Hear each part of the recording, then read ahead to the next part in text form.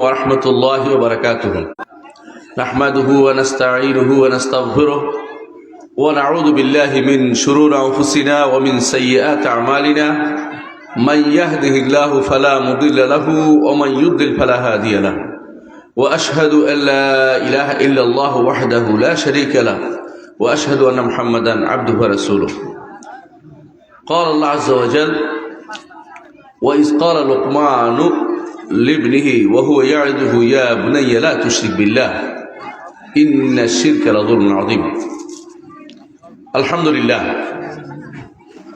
আজকে মটরা দারুল হাদিস নুরানি কিন্ডারগার্টেন ও হাফিজিয়া মাদ্রাসার উদ্যোগে যে সম্মেলন অনুষ্ঠিত হচ্ছে, ওয়াজ মাহফিল অনুষ্ঠিত হয়েছে, এখানে এতক্ষণ ধরে আমি ওয়াজ শুনলাম। আপনারাও কি আমার ওয়াজ শুনবেন না? তো যে ভাইরা দাঁড়িয়ে আছেন অনুগ্রহ করে বসুন, আমি লম্বা করব না। আপনারা যখন বলেন যে আজকে ছেড়ে তখনই ছেড়ে দেবো, আর আমার পক্ষ থেকে ছেড়ে দিলে আধা ঘন্টা থেকে পুরো 1 ঘন্টার মধ্যে শেষ করে দেবো ইনশাল্লাহ। বসেন, একটু কেউ উঠবেন না, এই সময়টা আমাকে দিবেন না ইনশাল্লাহ। তাহলে একটু বসেন। আউযু বিল্লাহি মিনাশ শাইতানির রাজীম বিসমিল্লাহির রহমানির রহিম وإذ قال لقمان لابنه وهو يعظه يا بني لا تشرك بالله إن الشرك لظلم عظيم। প্রিয় ভাইরা, দুনিয়ার বুকে আল্লাহ তাআলা আমাদেরকে যখন পাঠিয়েছেন তখন একটা নির্দেশ দিয়েছিলেন, একটা ওয়াদা নিয়েছিলেন, একটা কথা বলেছিলেন। সেটা হচ্ছে তোমাদের কাছে আমার পক্ষ থেকে হেদায়েত যাবে, আল্লাহর পক্ষ থেকে হেদায়েত আসবে। আমরা কোথায় ছিলাম বলেন তো? জান্নাতে ছিলাম না? জান্নাতে ছিলাম। যদি আল্লাহর দেয়া হেদায়েত অনুসরণ করতে পারি আবার জান্নাতে যেতে পারবো।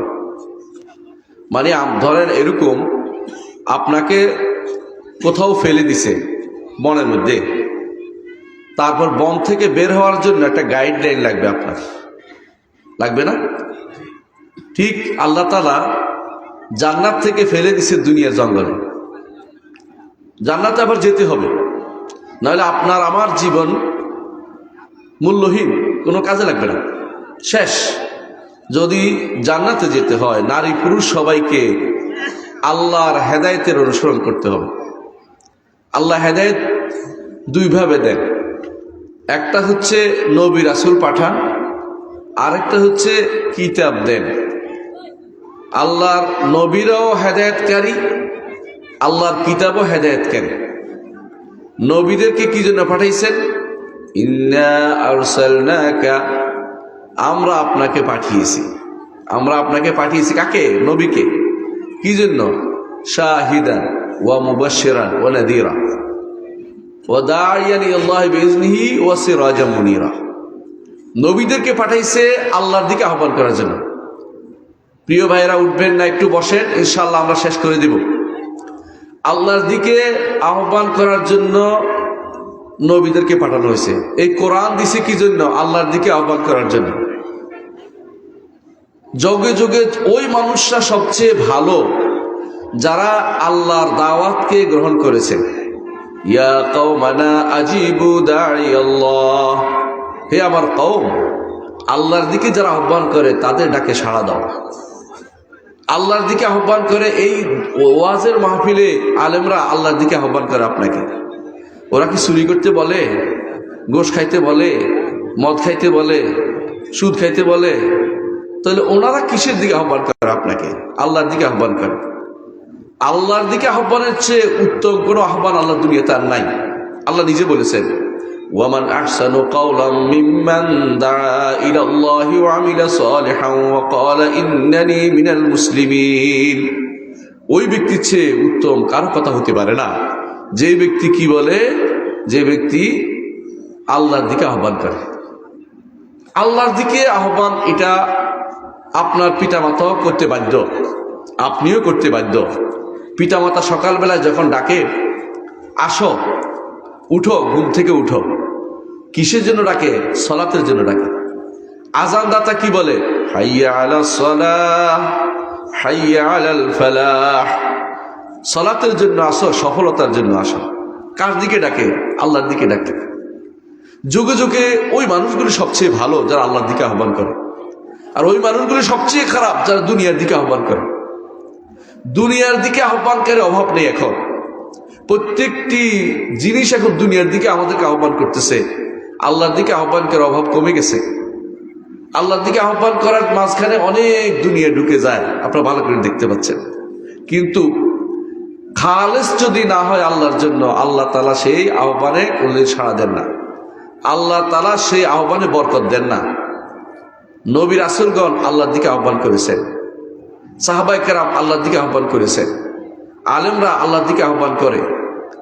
এই লোকমান একজন হাকিম ছিলেন, তিনি তার সন্তানকে আল্লাহর দিকে আহ্বান করছেন, আল্লাহর দিকে আহ্বান করছেন এবং বলছেন, ইয়া বুনাইয়া লা তুশরিক বিল্লাহ, আল্লাহর সাথে কাউকে শরীক করো না, আল্লাহর সাথে কাউকে শরীক করো না।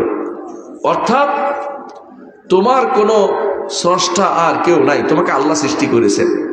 তোমার মালিক কে? আল্লাহ। তোমার সবকিছু কে পরিচালনা করে? আল্লাহ। জীবন কে দেয়? আল্লাহ। মৃত্যু কে দেয়? আল্লাহ। বিপদ আপদে পড়লে কে উদ্ধার করে? আল্লাহ। কোনো কবর তোমাকে উদ্ধার করতে পারবে না, কোনো পীর তোমাকে উদ্ধার করতে পারবে না, কোনো তথাকথিত ওলি আল্লাহ তোমাকে উদ্ধার করতে পারবে না, কোনো পীর ফকির তোমাকে কত বিপদ থেকে উদ্ধার করতে পারবে না। তোমাকে উদ্ধার করতে হয় একমাত্র আল্লাহ তাআলা উদ্ধার করবেন। ওয়া ইয়ামসাসকাল্লাহু বিদুররিন ফালা কাশিফা লাহু ইল্লা হু, যদি তোমাকে কোনো ক্ষতি পাকড়াও করে, এই ক্ষতি থেকে তোমাকে কে উদ্ধার করতে পারবে? তিনি ব্যতীত কেউ পারবে না, আল্লাহ ব্যতীত কেউ পারবে না। আল্লাহর উপরে যে ব্যক্তি ভরসা করে তার জন্য সেই জন্য যথেষ্ট হয়ে যায়। ওয়া মান ইয়াতাওয়াক্কাল আলাল্লাহি ফাহুয়া হাসবুহ, যে কেউ আল্লাহর উপর ভরসা করবে আল্লাহ তার জন্য যথেষ্ট হয়ে যায়। একটু চিন্তা করুন, ইব্রাহিম আলাইহিস সালাতু ওয়াস সালাম, ইব্রাহিম আলাইহিস সালাতু ওয়াস সালাম আল্লাহর উপর ভরসা করেছিলেন।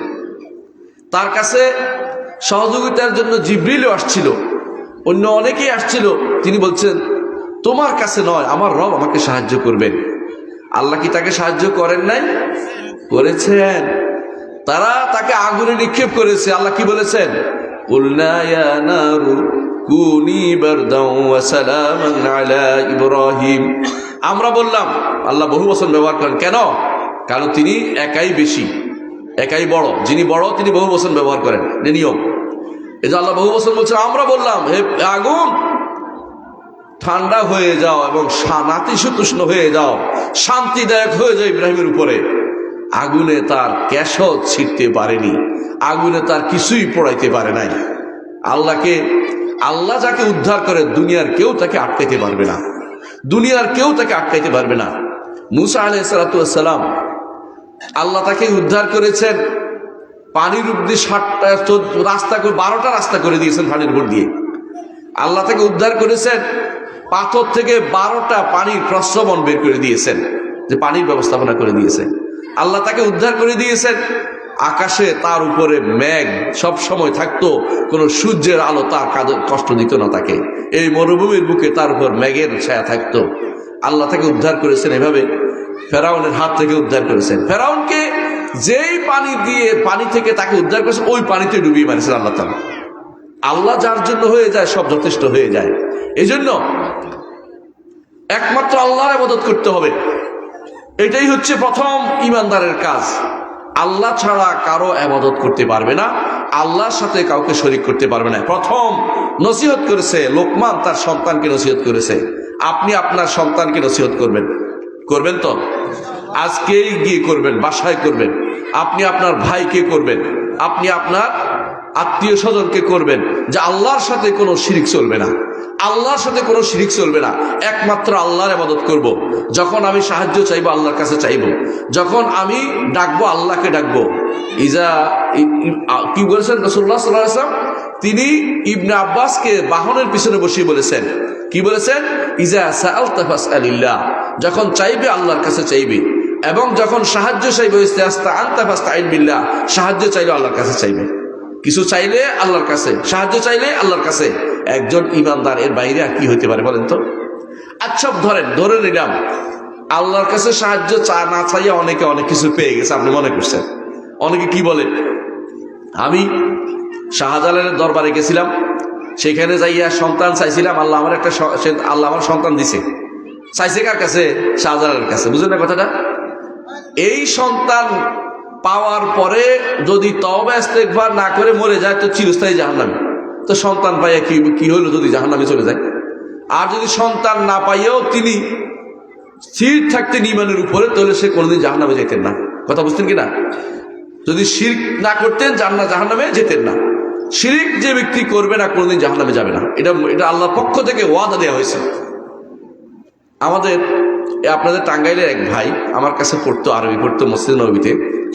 ওনার নাম ছিল জহির ভাই। টাঙ্গাইলের কোন এলাকার এখন আর বলতে পারবো না। তিনি একটা ঘটনা বলে শুনবেন।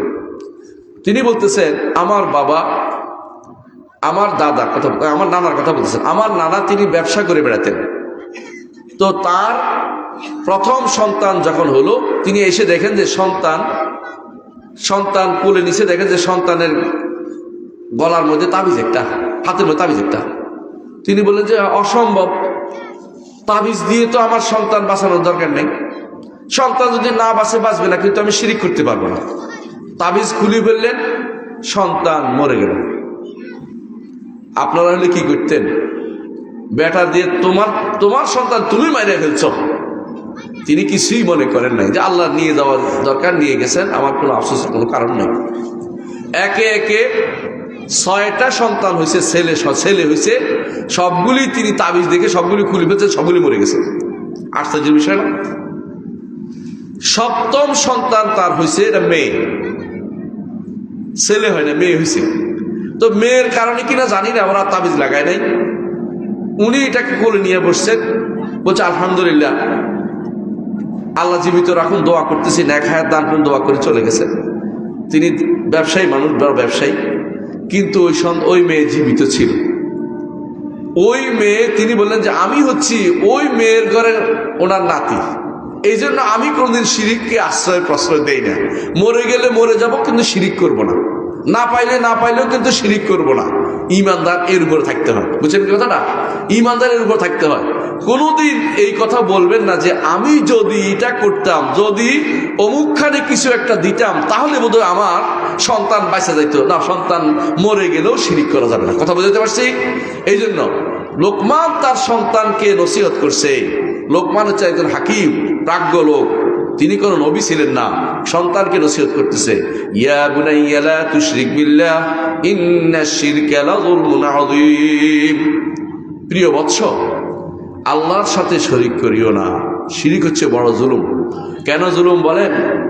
আমি আপনাকে বলি। জুলুম এটাকে বলে, আমি যদি আপনাকে একটা জিনিস দিলাম, আপনি এটাকে আর আমার শত্রুকে দিয়ে দিলেন, এটা কি ইনসাফের কথা হইল? আমি আপনাকে জীবন দিলাম, আমি আপনাকে রিজিক দিলাম। আল্লাহ বলতেছে এটা আল্লাহর কথা, আমার কথা নয়।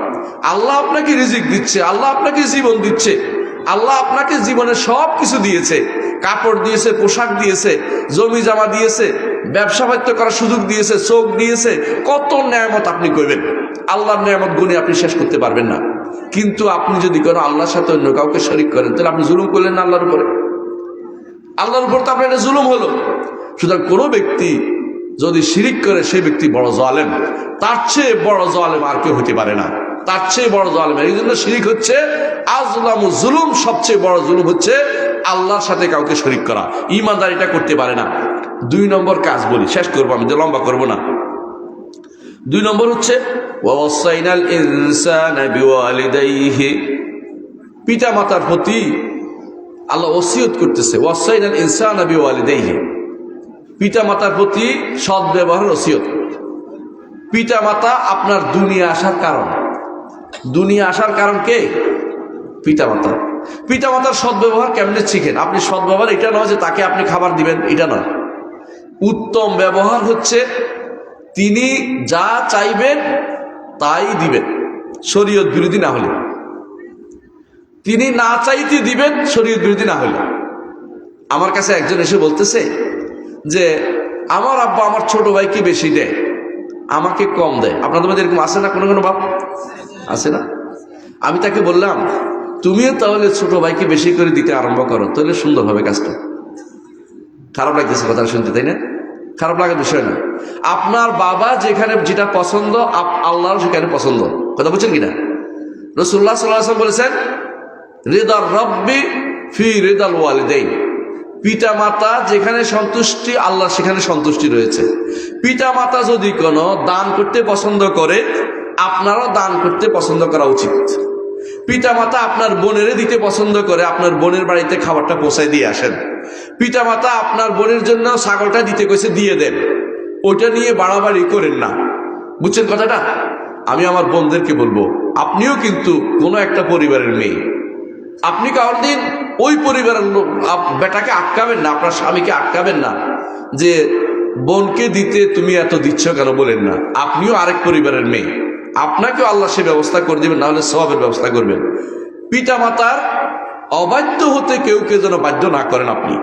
পিতা মাতা অবাধ্য হয় বেশিরভাগ সময় আমাদের বোনেরা নিজেকে মনে করে সংসারের বড় কর্তা মনে করে, কিন্তু একটু চিন্তা করে না আপনার স্বামী দুনিয়াতে আসার মাধ্যম কিন্তু আপনার শ্বশুর শাশুড়ি, অর্থাৎ তার আপনার শ্বশুরের সন্তান, আপনার যে স্বামী তিনি কিন্তু আপনার শ্বশুর শাশুড়ির সন্তান। সুতরাং তাদের সাথে কি ব্যবহার করতে হবে চিন্তা করে দেখুন। রাসূলুল্লাহ সাল্লাল্লাহু আলাইহি ওয়াসাল্লামের কাছে এক লোক এসে বলে, ইয়া রাসূলুল্লাহ, আমার পিতা আমার সম্পদ নিয়ে যায়। রাসূল কি কইছেন বলেন তো? কে বলতে পারবেন? আহসানতা। রাসূল বলেছেন, তুমিও তোমার পিতা, তোমার সম্পদও তোমার পিতা। কথা বলছেন কিনা? কোনদিন যদি আপনার বাবা আপনার কোনো সম্পদে হাত দেয়, মন খারাপ করেন না, আলহামদুলিল্লাহ শুকরিয়া আদায় করেন, বাবা এটা নিতে পেরেছে। বৃদ্ধকালে সবচেয়ে কঠিন হয়ে যায় বাবারা। মায়েরা অন্তত কোনো জায়গাতে একটু চুপচাপ থাকতে পারে, বাবারা তাদের তখন বন্ধু বান্ধবহীন হয়ে যায়, মরে যায় অনেকেই। তারা তখন বাজারে গিয়ে চা একটা এক কাপ খাইতে চায়, কোথাও বসে পকেটে পয়সা থাকে না। আপনি কি চিন্তা করেছেন বাবাকে কয়টা টাকা আগে দিয়ে রাখে, কষ্ট করে রাখে? বাবাকে কয়টা টাকা পকেটে গুঁজে দিয়ে রাখে, চিন্তা করেন? এটা করা উচিত। সর্বোত্তম ব্যবহার কাকে বলে? বাবা যে জিনিসটা পছন্দ করে না, সেটা যত ভালো জিনিস হোক এটা করা যাবে না, এটা রাখা যাবে না। মা যে জিনিসটা পছন্দ করছে না, এটা করা যাবে না। তবে শরীয়ত বিরোধী হলে ভিন্ন কথা, শরীয়ত বিরোধী হলে সেটা মানা যাবে না, কিন্তু শরীয়তের ভিতরে আছে এমন প্রত্যেকটি কাজ বাবা মায়ের কথা আপনাকে শুনতে হবে। রাসূলুল্লাহ সাল্লাল্লাহু আলাইহি ওয়াসাল্লাম বলেছেন, হুমা জান্নাতুকা ওয়া নারুকা। পিতামাতা হচ্ছে তোমার জান্নাত, পিতামাতা হচ্ছে তোমার জাহান্নাম। তুমি কি এই পিতামাতার সেবা করে জান্নাত নিবে না জাহান্নাত নিবে? তুমি চিন্তা ভাবনা করে দেখো। তুমি কি অবাধ্য হলে জাহান্নামে যাবে। সবচেয়ে বড় গুনার মধ্যে একটা রাসূলুল্লাহ সাল্লাল্লাহু আলাইহি ওয়াসাল্লাম বলেছেন, উকুকুল ওয়ালিদাইন, পিতামাতার অবাধ্য হওয়া। এই জন্য লোকমান তার সন্তানকে ওসিয়ত করে বলছে, কি বলছে? ওয়াসাইনাল ইনসানা বিওয়ালিদাই, পিতামাতার প্রতি ভালো ব্যবহার ওসিয়ত করছি আমরা। আল্লাহ তাআলা ওসিয়ত করছেন লোকমানের মাধ্যমে। হামালাতু উম্মুহু ওয়াহনান আলা ওয়াহনিন, মা তোমাকে কষ্টের পর কষ্ট সহ্য করে তার পেটে ধারণ করেছে, পেটে বহন করেছে। বিশ্বাস করুন, বর্তমানে পেটে ধারণ না করার জন্য ইউরোপ আমেরিকাতে পাগল হয়ে গেছে মানুষ, সন্তান নিবে না। কেন? তাদের নষ্ট হয়ে যাবে, স্বাস্থ্য নষ্ট হয়ে যাবে। ওদের দ্বারা প্রভাবিত হয়ে আমাদের দেশের তথাকথিত কিছু নব্য শিক্ষিত অশিক্ষিত মানুষগুলি বের হয়েছে, এরা সন্তান নিতে চায় না। সন্তান নেয়া হচ্ছে আল্লাহর বড় নেয়ামত। একটা নারী সন্তান নিলে তার যে কি সুবিধা, একটু চিন্তা করে দেখুন। সন্তান নিলে তার জন্য বিশেষ বিশেষ ছাড় আছে, ইবাদতের ক্ষেত্রে কষ্টের ছাড় আছে। আবার দেখেন, যদি কোনো কারণে মরেও যায়, রাসূলুল্লাহ সাল্লাল্লাহু আলাইহি ওয়াসাল্লাম বলেছেন, সন্তান, এই যে পেটের সন্তানটা তার নাড়ি বুড়ি ধরে রাখবে হাসরের দিন। শুধু কেবল ঈমান নিয়ে কবরে গেলেই হবে। নাড়ি বুড়ি ধরে বলবে যে আমি তোমাকে জান্নাতে না নিয়ে ছাড়ছি না। আল্লাহু আকবার। জান্নাতে না নিয়ে ছাড়ছি না। এই জন্য একটা ঘটনা বলি, শোনেন। ওমর ইবনে আব্দুল আজিজ, নাম শুনেছেন আপনারা? তিনি একদিন স্বপ্ন দেখছেন, একজন ইমামের স্বপ্ন, এগুলো কোনো গল্প গুজব না, এগুলো বস্তু বাস্তবতা। তিনি দেখছেন যে বিশাল কিয়ামত কায়েম হয়ে গেছে। তিনি উঠছেন, উপরের দিকে তাকে উঠানো হচ্ছে, পাহাড় উঠতেছেন, উপরে উঠতেছেন, দেখলেন যে খুব কষ্ট হচ্ছে, কিন্তু সবাই পানি নিয়ে আসতেছে তার বাপদের জন্য, আমার জন্য কেউ কিছু নিয়ে আসতেছে না। তিনি চিন্তা করলেন, কি আমার জন্য দিবে না তোমরা? বলে না, আমরা কেউ আপনার সন্তান না। কথা বুঝছেন কিনা? এখন চিন্তা করে দেখুন, যেই সন্তান আপনার হয়তো ছোট বয়সে মারা গেছে, আমি এটা কেন বলতেছি, অনেকে বলেন যে এইটা হয়েছে এইটা হয়েছে, ওইটাও তার জন্য একটা আখিরাতের পাথে হয়ে গেছে, আখিরাতের পাথে হয়ে গেছে। রাসূলুল্লাহ সাল্লাল্লাহু আলাইহি ওয়াসাল্লাম এই জন্য বলেছেন, কারো যদি দুইজন মারা যায় সেও জান্নাতি, কারো যদি একজন মারা যায় সবর করে সেও জান্নাতি, কিন্তু সন্তান তো নিতে হবে। আজকাল সন্তান বন্ধ করার, সন্তান না আসার বিভিন্ন রকমের অবস্থা তৈরি হয়ে গেছে। বিভিন্ন জায়গাতে বিভিন্ন পদ্ধতি নাম দিয়ে বেশ্যা, বেহায়াপনা চালু করা হয়েছে। অন্যায় করবে, অন্যায়ের চিহ্ন না রাখার জন্য বিভিন্ন বুদ্ধি করা হচ্ছে। আর যুবকরা ওই কারণে মেয়েদের প্রতি আর তাকায় না, করে যে এরা সবই নষ্ট হয়ে গেছে। এরকম যুবকদের আমরা দেখতে পাই, কারণ তারা দেখেছে বিশ্ববিদ্যালয়গুলোতে যে সমস্ত মেয়েরা পড়ে বা বিভিন্ন কলেজে যে সমস্ত মেয়েরা পড়ে, তারা যেভাবে আড্ডা দিয়ে বেড়ায়, তাদেরকে চারিত্রিক অবস্থা থাকে, এই অবস্থার কারণে ছেলেরাও আর বিয়ে করতে চায় না। তারাও চায় একেবারে গ্রামে গঞ্জে যাইয়া কোথাও যেখানে শিক্ষিত না অশিক্ষিত বিয়ে করতে চায়। কিন্তু আপনি কেন নিজেকে নষ্ট করেছেন চিন্তা করা দরকার। আপনার তো দরকার ছিল, একজন নারীর সবচেয়ে বড় উন্নতির জায়গা হচ্ছে ঘর, একজন নারীর সবচেয়ে বড় সমৃদ্ধির সম্মানের জায়গা হচ্ছে তার ঘর। ঘর হচ্ছে তার আসল জায়গা, যেখানে আল্লাহ তাআলা বলে দিয়েছেন, ওয়াকারনা ফি বুয়ুতিকুন্না ওয়ালা তাবাররাজনা তাবাররুজাল জাহিলিয়াতিল উলা, তোমরা তোমাদের ঘরে অবস্থান করো, তোমরা তোমাদের ঘরে অবস্থান করো। ওয়ালা তাবাররাজনা, বের হইও না যেভাবে জাহিলি যুগের মেয়েরা বের হইতো, এইভাবে বের হইও না। এখন তো জাহিলিয়ত যুগকে ছাড়িয়ে গেছে, মেয়েরা কিভাবে বের হয় চিন্তা করার দরকার নেই। হাসাহাসি করতেছে, ওই দুই আরেক মেয়ে ছেলের সাথে চিৎকার করতেছে, গল্প করতেছে, কোথাও কোথাও আবার তাদের সাথে গাছের নিচে বসে আড্ডাও দিচ্ছে, ও বাদামও খাচ্ছে। ওই যে বাবা চুপটি মেরে বসে আছে, তার মেয়ে অপকর্ম করছে দেখেও সেই বাবা তো দায়ুস। যেই ভাই দেখছে তার বোন এইভাবে গাছের নিচে আড্ডা দিচ্ছে, অথবা সন্ধ্যা হয়ে গেছে এখনো ফিরে আসে নাই, অথবা পর্দা বেদিত বেরিয়ে গেছে, ভালো করে সাজে গুছে বের হয়েছে, আর তিনি চুপসে মেরে বসেছিলেন, সেই বাবা, সেই ভাই এবং সেই মা সবাই দায়ুসিপনার ভিতরে লিপ্ত রয়েছে। নাউজুবিল্লাহ। সন্তানকে যদি করে আপনি আল্লাহর দেয়া নেয়ামত হিসেবে বিবেচনা করে এই সন্তানকে যেভাবে পেটে ধারণ করেছেন, বাইরেও সেভাবে তাকে লালন পালন করলে কি লাভ? মুহাম্মদুর রাসূলুল্লাহ সাল্লাল্লাহু আলাইহি ওয়াসাল্লাম বলেছেন, কেউ যদি তার 3টি সন্তানকে বড় করে তোলে, দ্বীনের উপর বড় করে শিক্ষিত করে সুপাত্রে দান করে, তার জন্য জান্নাত রয়েছে। একজন বলেন, ইয়া রাসূলুল্লাহ 2জন, বলে 2জন হইল। আর তোমরা একজন, রাসূলুল্লাহ আচ্ছা একজন হইল।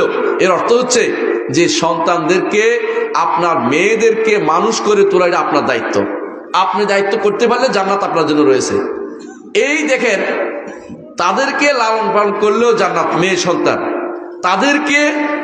তাদেরকে তারা যখন বড় হয়ে যাবে, তখন রাসূল কি বলেছেন, যে তার পায়ের কাছে তোমার জান্নাত, ছেলেদের জান্নাত। খেয়াল করেছেন?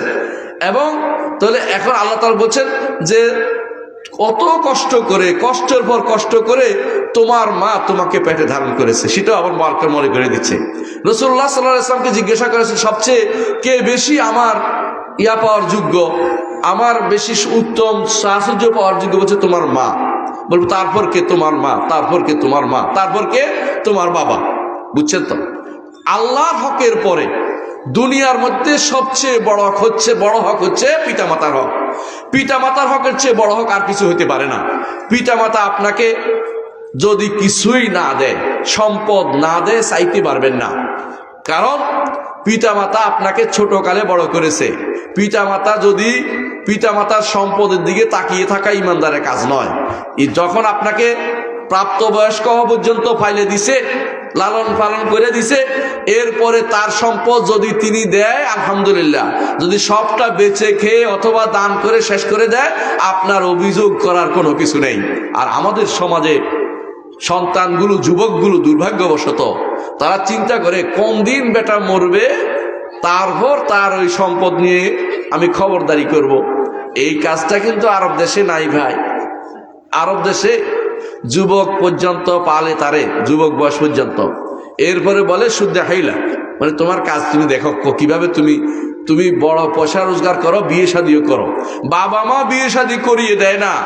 বাংলাদেশের মানুষ তো সন্তানের প্রতি খুবই দয়াদ্র, এই জন্য টাকা পয়সা দিয়ে বিয়ে করাইয়া ঘর দিয়ে দিছে, আর কি দিত মোর আল্লাহ জানে, সব দিয়ে দেয়। তারপরেও বাবার মন বা সন্তানদের মন পায় না। বাবারা বৃদ্ধ হলে মনে করে বৃদ্ধাশ্রমে পাঠিয়ে দিবে। আউযুবিল্লাহ, বৃদ্ধাশ্রমে কেন পাঠাতে হবে? আপনার সন্তান যদি কোনো আপনার সন্তান যদি সন্তানের কাছে যদি কোনো বাবা মা মারা যায়, এর চেয়ে বড় নেয়ামত আর কি হতে পারে? সন্তান তাকে কোলে তুলে মানুষ মৃত্যু কোলে ধরে নিয়ে গোসল করে তাকে খাটিয়ে নিয়ে তাকে কবরে দিবে, এইটা তার জন্য বড় নেয়ামত। এইটা না করে তাকে বৃদ্ধাশ্রমে পাঠিয়ে দিয়েছে আনন্দ থাকতে। আপনি বৃদ্ধ হতে হলেও আপনার জন্য বৃদ্ধাশ্রম থাকতে অপেক্ষা করুন, ওই উধারদার শোধ হবেই, এটা কোনো সন্দেহ নাই। প্রিয় ভাইয়েরা, মনে রাখবেন, এই জন্য আল্লাহ তাআলা বলছেন, লোকমান হাকিমের মুখ দিয়ে ওসিয়ত করতেছেন। কি ওসিয়ত? যে আনিশকুরলি ওয়ালি ওয়ালিদাইকা ওয়া ফিসালু ফি আমাইন, 2 বছর তোমাকে পালছে। 2 বছর এই জন্য দুধ খাওয়াইতে 2 বছর। 2.5 বছরের হাদিসটা শুদ্ধ না। 2.5 বছরের এটা ইজতিহাদ করে বলছে, এটা শুদ্ধ না। দুধ খাওয়াইতে হয় 2 বছর, দুধ খাওয়াইতে হয় 2 বছর। 2 বছরের বেশি 2-4 দিন পার হয়ে গেলে এটা গুনাহ হবে না। ইচ্ছা করে 2 বছরের বেশি বাচ্চাদেরকে দুধ পান করাবেন না। এই 2 বছর দুধ পান করাইতে হয় পিতা মাতা, মা তাকে দুধ পান করায়। আর বাবা কি করে? অনেকে মনে করতে পারেন মাই তো সব করছে, বাবা কি করে? বাবার জিনিস কেউ কোনোদিন দেখে না। বাবার দয়া কেউ কোনোদিন চোখে দেখে না। বাবার দয়া একমাত্র আরেকজন যখন বাবা হয় তখন বুঝতে পারে। আর ওই সময় ওই তার বাবারা চলে গেছে দুনিয়া থেকে, বুঝছেন তো কথাটা? তখন মনে হয় হায় রে, এমন এক সময় আসে বলছি বাবা 100 টাকা লাগবে, মার কাছে বললে কোত্থেকে দিবে? বাবা ঠিকই পায়ের জুতা ছিঁড়ে গেছে, না কিনে হলো সন্তানের জন্য 100 টাকার ব্যবস্থা করেছে। সন্তানের নয়, শুধু সন্তানের মায়ের জন্য ব্যবস্থা কে করে? বাপ করে। সন্তানের বোনের জন্য সব সন্তানের অন্যান্য খরচ কে নির্বাহ করে? যাবতীয় খরচ বাপ নির্বাহ করে। কিন্তু কোনোদিন বলে না তোর জন্য ওইটা কিনছি, তোর জন্য এটা কিনছি। খোঁটা দেওয়ার জায়গা নয়, কারণ সে কলজিয়ার টুকরার জন্য এগুলি কিনেছে। বাবা কোনোদিন বলতে চায় না তার অভাবটা, তার কষ্টটা, কিন্তু মা হয়তো বলে ফেলে। তাদের তো কম, সহ্য ক্ষমতা কম, সেই জন্য বলে ফেলে। কিন্তু বাবার কষ্ট একমাত্র আরেকবার যখন আপনি বাবা হতে পারেন, যদি কোনোদিন, আপনি শুধুমাত্র বুঝতে পারবেন বাবার কষ্টটা। বাবা আপনাকে কিভাবে আগলে রেখেছে, পুরো সংসারটা মাথায় নিয়ে আসে। সন্তান দেখতে পায় না, সন্তান দেখে যে মা আমাকে সারাদিন খাওয়াচ্ছে, কিন্তু খাবারটা কোত্থেকে আসছে এটা বাবা শুধু জানে, এবং তিনি কষ্ট করে সেটা ব্যবস্থাপনা করে। কিন্তু আপনি সেটাকে দেখেন না। আসলেই সন্তানের প্রতি পিতা মাতার এই জন্য কর্তব্য কোনোদিন শেষ হয়ে যায় না, কোনোদিন শেষ হয়ে যায় না। এই জন্য ইবনে উমর রাদিয়াল্লাহু আনহু, নাম শুনেছেন? ইবনে উমর রাদিয়াল্লাহু আনহু তিনি একদিন দেখছেন যে কাবার তোয়াফ করতেছেন। কাবা শরীফের তোয়াফ বুঝেন তো? কাবার তোয়াফ করতেছেন, এমন সময় দেখলেন এক লোক তার মাকে কাঁধে নিয়ে তোয়াফ করতেছে। মাকে কাঁধে নিয়ে তোয়াফ করতেছে এবং বলতেছে যে আমি ওনার বাহন, আর চোখের পানি ফেলতেছে। আমি আমার মায়ের বাহন, আমার মা আমাকে নিয়ে যেখানে ইচ্ছে সেখানে যেতে পারে। আমি আমার মাকে নিয়ে তোয়াফ করব, সাড়ি করব, মাকে নিয়ে আমি আরাফা যাব, মুজদালিফা যাব। এটা সে আবেগ চালিত হয়ে বলতেছে। আর সে বলতেছে, ইবনে ওমর, আমি কি আমার মায়ের হক আদায় করতে পারছি? ইবনে ওমর কি বললেন? ওয়ালা জাফরাতি মিন জাফরাতিহা, না হে যুবক, তুমি তোমার মায়ের একটা বড় নিঃশ্বাসেরও হক আদায় করতে এখনো পারোনি। বড় নিঃশ্বাসের হক আদায় করতে তুমি পারোনি, আর তুমি মনে করছো হক আদায় করে ফেলছ। অনেকে মনে করে বাবা এত টাকা দিয়েছে, আমি হিসাব করে রাখছি, আমি যখন চাকরি করবো বাবাকে এত টাকা দিয়ে দেব। ও পাগল, বাবা যখন দিয়েছে তখন তোমার কিছুই ছিল না, তখন বাবা চিন্তা করেছে তোমাকে বাঁচাতে। আর তুমি যখন দিবে তুমি চিন্তা কর বাবা কখন মরে যাবে, সেটারও ওয়ারিশ তুমি আবার হবে। বাবা তোমাকে বাঁচানোর জন্য সবকিছু করেছে। এমন মা তোমাকে সারা রাত ধরে পাহারা দিয়েছে, অসুস্থ হলে সারা রাত ধরে তোমার সারা শরীরকে মেসেজ করেছে জ্বরটা কিভাবে কমবে। জ্বর কমে নাই, তোমার মায়ের ঘুম নেই, সেই মাকে অবজ্ঞা করে তুমি কিভাবে থাকতে পারো? কিভাবে তুমি থাকতে পারো? মুহাম্মদ রাসূলুল্লাহ সাল্লাল্লাহু আলাইহি ওয়াসাল্লাম সেজন্য তার মা মারা গেছেন তার যখন বয়স 6 বছর ছিল, এই জন্য নবুয়তের বয়স পাননি। নবী হওয়ার পরে রাসূলুল্লাহ সাল্লাল্লাহু আলাইহি ওয়াসাল্লাম মদিনা থেকে মক্কায় আসার পথে একবার দাঁড়ালেন তিনি আমিনার কবরের কাছে, দাঁড়িয়ে তিনি কাঁদলেন। তার আশেপাশে সবাই কেঁদে দিল সাহাবায়ে কেরাম, কারণ রাসূলুল্লাহ সাল্লাল্লাহু আলাইহি ওয়াসাল্লাম কাঁদছেন, মায়ের জন্য কাঁদছেন, এবং বললেন আমি আমার রবের কাছে আমার মায়ের জন্য ক্ষমা প্রার্থনা করেছি, আমার আল্লাহ কবুল করেন নাই।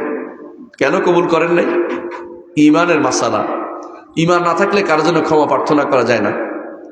আমি আমার রবের কাছে আমার মায়ের কবর জিয়ারতের অনুমতি চেয়েছি, তিনি আমাকে অনুমতি দিয়েছেন, সেজন্য জিয়ারত করতে এসেছি। রাসূলুল্লাহ সাল্লাল্লাহু আলাইহি ওয়াসাল্লাম তার পিতামাতার জন্য কোনোদিন এই জন্য দোয়া করেন নাই, কারণ পিতামাতা ইসলাম গ্রহণ করে মারা যাননি। ঈমান না নিয়ে মারা গেলে তার জন্য কোনো কিছু চাইতে পারবেন না। আর ঈমান নষ্ট হয়ে যায় কিভাবে জানেন? সেটাও আমাদেরকে শিখতে হবে। অনেকগুলো কারণে ঈমান নষ্ট হয়ে যায়। কেউ যদি কোনো আল্লাহর সাথে শরীক করে ঈমান নষ্ট হয়ে যায়, আল্লাহর সাথে কুফরি করে ঈমান নষ্ট হয়ে যায়, মুনাফিকি করলে ঈমান নষ্ট হয়ে যায়, আল্লাহর দ্বীন নিয়ে ঠাট্টা করলে ঈমান নষ্ট হয়ে যায়, আল্লাহর দ্বীন থেকে বিমুখ থাকলে ঈমান নষ্ট হয়ে যায়। দ্বীন শিখবেন না। অনেক মানুষ আছে, আপনাদের আমাদের মধ্যে বড় লোকের একটা ভাব আছে, কি করে তারা পয়সা হয়ে গেছে, এখন তাকে স্কলাস্টিকা, অমুক টিকা, এমন স্কুলের নাম বলবো যেখানে দ্বীন শিক্ষা জীবনে পড়ানো হয় না। দ্বীন পড়ানো হয় না। আল্লাহর দ্বীন পড়াবেন না বলে যদি সেখান থেকে বিমুখ হয়ে অন্য জায়গাতে আপনার সন্তান ভর্তি করেন, আপনি আল্লাহর দ্বীন থেকে বিমুখ হওয়ার কারণে আপনি কুফরি করলেন। এবং যদি পরিপূর্ণ বিমুখ হয়ে যান, পড়াবেন না, সিদ্ধান্ত নিয়ে যান দ্বীন পড়লে অসুবিধা, তাহলে কাফের হয়ে যাবেন। এই জন্য এই মাদ্রাসাগুলি যেখানে আছে এগুলিকে যথাযথ প্যাট্রোনাইজ করতে হবে, এগুলিকে সহযোগিতা করতে হবে। এই মাদ্রাসা যেখানে আছে সবগুলি আপনি লেগে থাকেন, শুধু এগুলির ভালোবাসায় লেগে থাকেন, এর মাধ্যমে আপনি পার পেয়ে যাবেন আখিরাতে। সন্তানকে এগুলিতে পড়াবেন। মনে রাখবেন, যত বড় সন্তানই হোক না কেন, দ্বীন না থাকলে আপনার কোনো প্রাপ্তি নেই। আপনার ছেলে এসিডিসি অমুক কিছু হয়ে গেছে, বিশাল বড় বড় পদে আছে, আপনার আখিরাতে কোনো প্রাপ্তি নেই। কিন্তু আপনার ছেলে যদি মসজিদের ইমাম সাহেব হয়, শুধু কিছুই না, তিনি মসজিদের ইমামতি করেন, বিশ্বাস করুন আপনার প্রাপ্তি একেবারে গন্ডায় হবে। কবরে বসে আপনি দুনিয়াতে একটা গাছ রোপণ করে গেছেন, যতদিন তিনি সালাত আদায় করবেন সম পরিমাণ সওয়াব আপনার কবরে যে আপনার আমলনামায় যুক্ত হয়ে যাবে। আল্লাহু আকবার, আল্লাহু আকবার। আপনার সন্তানকে সূরা ফাতিহা আপনি শিখাবেন। আমার উস্তাদজি শেখ ডক্টর সুলাইমান সলিমুল্লাহ রুহাইলি তিনি বলতেন যে তোমার সন্তানকে তুমি সূরা ফাতিহা শিখাবে। লাভ হইল কি? যতদিন কোরআন পড়বে, যতদিন সালাত আদায় করবে, ততদিন তোমার সওয়াব তোমার কবরে পৌঁছতে থাকবে। শুধু তাই নয়, সে যদি তোমার নাতিকে শিখায় অথবা অন্য কাউকে শিখায়, সেগুলিও যুক্ত হয়ে তোমার কবরে কোনোদিন বন্ধ হবে না যাওয়া। এই সিলসিলা চলতেই থাকবে। আর আপনি যদি কোনো তাকে শিখান আগডুম বাগডুম গোড়ার ডুম, তাহলে কি হবে? কিচ্ছু হবে না, বরং গুনার কাজ হবে। যদি তাকে সুদ কষা শিখিয়ে থাকে, তাকে হারামের জিনিস শিখিয়ে থাকে, তাকে যদি কোনো ওই হারাম দৃশ্য দেখার জন্য, ওই মেয়েদের সাথে একসাথে চলার জন্য, এবং তাদেরকে তথাকথিত ওই মেয়ে স্বাধীনতা, নারী স্বাধীনতা, অথবা ছেলেদের জন্য আপনি নতুন এই বিশেষ ক্লাব নির্মাণ করেছেন, এগুলি সমস্ত গুনাহ আপনার কবরের মধ্যে যুক্ত হবে। একজন ঈমানদার মানুষ নিজের ক্ষতি করে সন্তানের ভালো করতে পারে না। নিজেরও ভালো করবেন, সন্তানেরও ভালো করবেন। নিজের ক্ষতি করবেন না, সন্তানেরও ক্ষতি করবেন না। এই জন্য আল্লাহ তাআলা বলছেন এরপরে, وَإِنْ جَاهَدَاكَ عَلَىٰ أَن تُشْرِكَ بِي مَا لَيْسَ لَكَ بِهِ عِلْمٌ فَلَا تُطِعْهُمَا। আল্লাহর শুকরিয়া আদায় করবেন আর পিতামাতার শুকরিয়া আদায় করবেন। এটা বলেছে যেমন ভাবে শুকরিয়া অর্থ কি? শুকরিয়া বললে হবে? হ্যাঁ, শুকরিয়া কাকে বলে চিনেন? শুকরিয়া অর্থ হচ্ছে মুখেও বলবেন, মুখে পূর্ণ থাকবে, সব সময় পিতামাতার জন্য দোয়া থাকবে। আর কি দোয়া? রব্বির হামহুমা কামা রব্বায়ানি সগীরা। এই দোয়া শুধু আমরা মরলেই করি, তাই না? অনেকে আছে এই দোয়া শুধু মরার পরে করে, কই যে মরছে এখন দোয়া করতেছে রব্বির হামহুমা কামা রব্বায়ানি সগীরা। আল্লাহ যেভাবে আমাদেরকে ছোটকালে যেভাবে লালন পালন করেছেন, এইভাবে তাদের উপর রহমত করুন। এটা কি মরার দোয়া নাকি? এটা জীবিত থাকতেও দোয়াটা করবেন মুখে, মনে থাকবে? সব সময় দোয়া করবেন, সালাতের মধ্যে সেজদায় দোয়া করবেন, এটা শেষ বৈঠকে দোয়া করবেন, জায়েজ আছে বলা, রব্বির হামহুমা কামা রাব্বায়ানি সগীরা, এটা বলতে পারবেন। হাঁটতে ফিরতে চলতে যখনই হাত উঠবে বাবার জন্য মায়ের জন্য দোয়া করবেন, পারবেন না? এই দোয়া যদি করেন, আপনি মনে করেন না তো বাবাই তো পাইলো, আমার কি, আপনিও পাইলেন, আল্লাহর সন্তুষ্টি লাভ করলেন, আল্লাহর প্রিয় বান্দা হতে পারলেন। আল্লাহর প্রিয় বান্দা হলে হেদায়েতের পথ পেয়ে গেলেন, জান্নাতের পথ আপনার নসিব হয়ে গেল। এই জন্য অবশ্যই শুকরিয়া আদায় করবেন, মুখে করবেন, অন্তরে করবেন, অন্তর থেকে বাবা পিতা মাতার প্রতি গ্রেটফুল থাকবেন, সবসময় গ্রেটফুল থাকবেন যে পিতা মাতা আমাকে ছোটকালে লালন পালন করেছে। বুড়ো হয়ে গেছে পিতা মাতা, এখন অনেক সময় অজু থাকে না, এখন অনেক সময় কাপড় সুন্দর থাকে না, গায়ে গন্ধ বের হচ্ছে, পান খেতে চায়, ওইটা খেতে চায়, ওইটা খেতে চায়, কেন এই জন্য ধমক দিবেন? কোনোটাই বৈধ নয়। আপনি যেটা হারাম সেটা শুধু তাকে দিবেন না, কিন্তু হালালটা দিতে আপনি বাধ্য, এবং মন খুলে দিবেন যে বাবা চাইছে, এইটা আর কোনো কথা নেই, এটা যেন থাকে। বাবা যদি আপনার কাছে কোনোদিন বলে যে আমাকে 1000 টাকা দাও, 2000 দিতে চেষ্টা করবেন, যাতে করে বাবার অন্তরটা খুশি থাকে, মা যেন আরো খুশি হয়ে যায়, মাকেও সেভাবে দিবেন, মাকে দিবেন। মারা বেশি কিছু চায় না, মারা এমন কিছু চায়, বিশ্বাস করুন, কাপড় তো ছিঁড়ে না ওনাদের অনেকেরই, আলহামদুলিল্লাহ এখন কাপড় আপনাদের এলাকাতে কাপড় বনে। মারা বেশি কিছু চায়, সবসময় মারা একটা জিনিস চায়, ওই আমার মেয়ের দূরে একটু দেখে আসি। ছেলে বেটারা কোনদিন সুযোগও পায় না, মনে হয় যেন এত ব্যস্ততার চেয়ে সময় বের করবেন, মেয়ের ঘরে দেখে আসবেন, প্রয়োজনে টেলিফোনের খোঁজ খবর নিবেন। মনে রাখবেন, আপনার বোন কিন্তু আপনার সবচেয়ে কাছের মানুষ। বোনরা ভাইদেরকে যত ভালোবাসে, আমি দেখেছি ভাইরা বোনদেরকে এত ভালোবাসে না। এটা একদম সত্য কথা, এটা পরীক্ষিত সত্য। অনেক সময় দেখবেন বোনরা বাবা মায়ের জন্য যতটুকু সময় দেয়, ভাইরা অত দিতে পারে না, বাইরে কাটায়।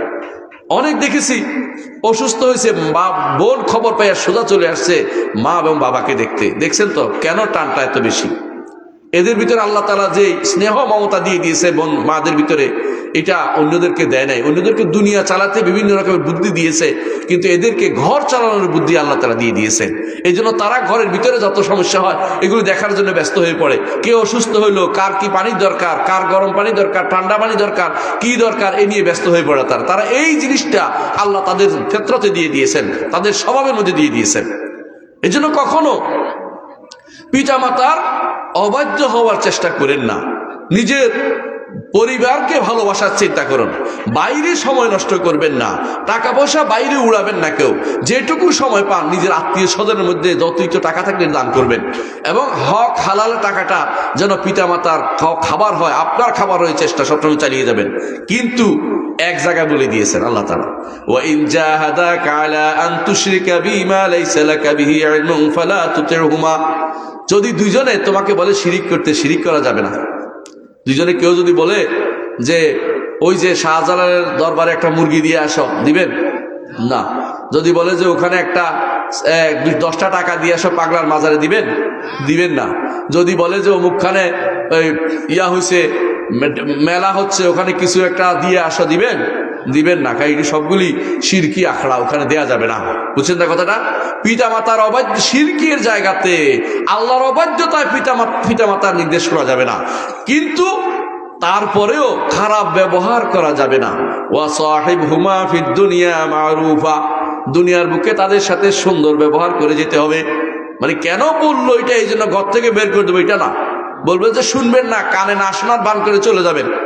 বলবেন যে এটা করবো না, এটা বলবেন যে এটা আমি শিরিক করি না, আমি বেদাত করি না, আমি গুনার কাজ করতে পারবো না, হারামের মধ্যে টাকা দিতে পারবো না, কিন্তু খারাপ ব্যবহার করবেন না। যতটুকু দুনিয়ার বুকে উত্তম ব্যবহার করে যেতে হবে।